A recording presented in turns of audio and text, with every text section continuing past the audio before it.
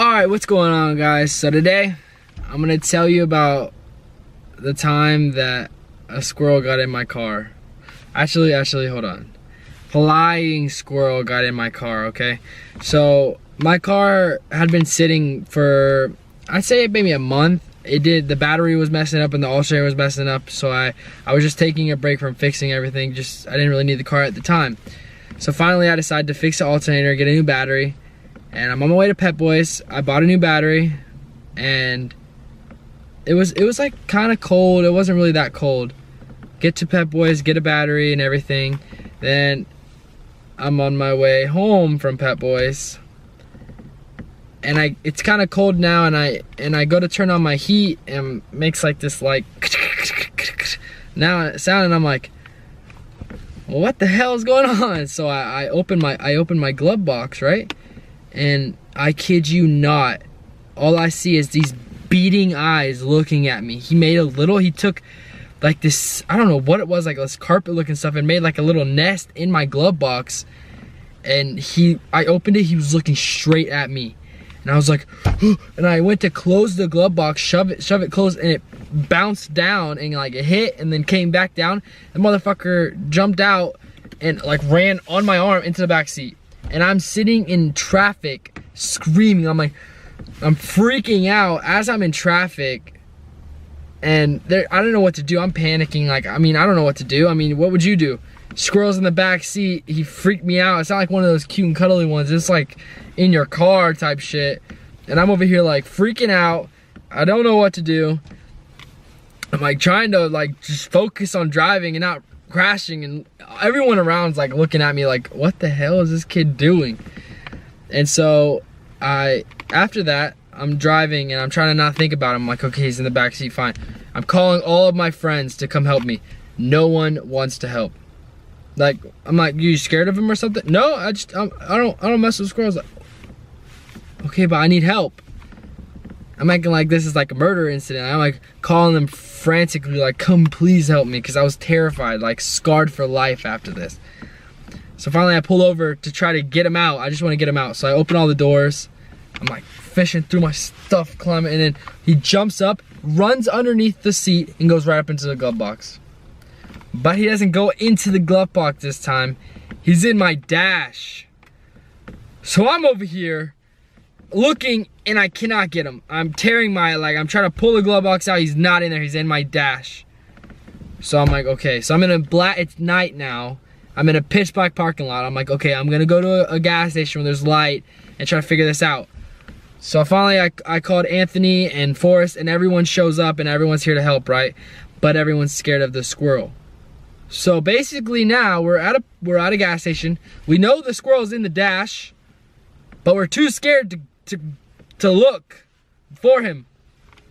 And so we basically sat by the car for a good 20 minutes before we worked up the courage to start pulling the dash apart. And when I say pulling the dash apart, I mean everything. And this is at a gas station. Now just think about this. We start pulling everything. I'm talking speedo out, lights out, steering wheel, all the plastic for the steering wheel, the radio cover, the whole glove box is out. I have nothing. All of my controls are gone. I have no blinkers, no lights, and it's night. We weren't thinking about all this. Still trying to get him out. Can't get him out. Okay. Then we get to a point where it's like we got to pull the whole entire dash out. That's the next step. So, oh, well, let's go back home now. So I'm like, all right, get in the car, start it up.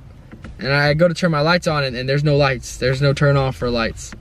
So now I'm having to ride between people, and to make it even worse, so I'm over here, I park so that we can all line up, and Forrest is backing out, hits Anthony, like just to add on to the mix. But yeah, it wasn't that bad, but it was just one of those funny, like, are you kidding me type moments, like we're dealing with this and then we have another problem.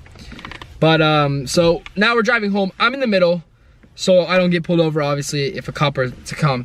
I can't see anything. I can't see anything. I'm driving like 20, 30 miles an hour on like a 60 road. Everyone's honking and shit, but there's nothing I could do. I don't have lights. So finally we make it home, get in the garage.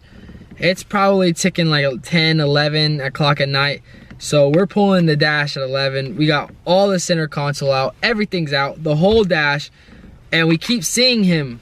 But every time we go to get him, he gets away every time. So we have literally everything out, all of the heater wire or hoses and everything, all the AC wire hoses, the whole dash is out the car, all the wiring is all spread out and everything, and finally we decide to give up. Well, they decide to give up. They leave, and I'm over here like, all right, well, I need to get this thing out because I can't. I'm too scared to drive it with it in here because, you know, what are the odds? I'm gonna be driving on, you know, the highway, and all of a sudden he's gonna come out at me and like freak me out. I'm gonna crash. I can already see it now, you know. Redhead kid total Z from Animal Attack. Like, hell no, I don't want to be that guy. No. So I end up going to Walmart, picking up my friend Matthew and going to Walmart, and we bought like rat traps, mouse traps, and like I bought a bunch of them, and I like stuck them all in the car, underneath the car, and everything.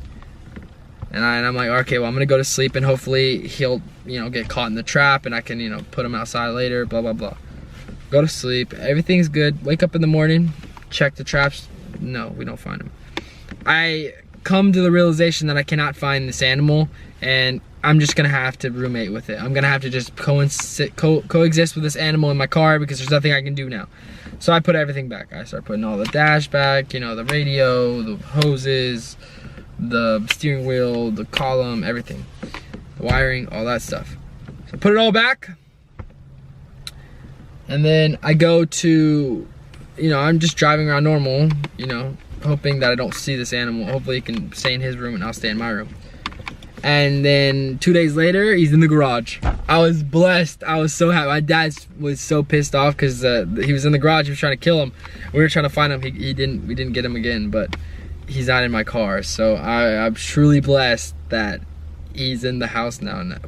Well, he could be in the house somewhere, but at least he's not in my car. I'd rather him be in the house somewhere. There's like, you know, 5 other people he can mess with, versus if he's in my car, he's only gonna mess with me 100%. So I have a better odds of not encountering the flying squirrel. But yeah, that's the story of how a flying squirrel got in and attacked me in my car. All right, guys, well, I hope you have a great day, and hopefully this never happens to you, and if it does, hopefully you can catch him and, you know, get rid of him. All right, guys, well, if you like this video, leave a fat thumbs up, and as always, subscribe.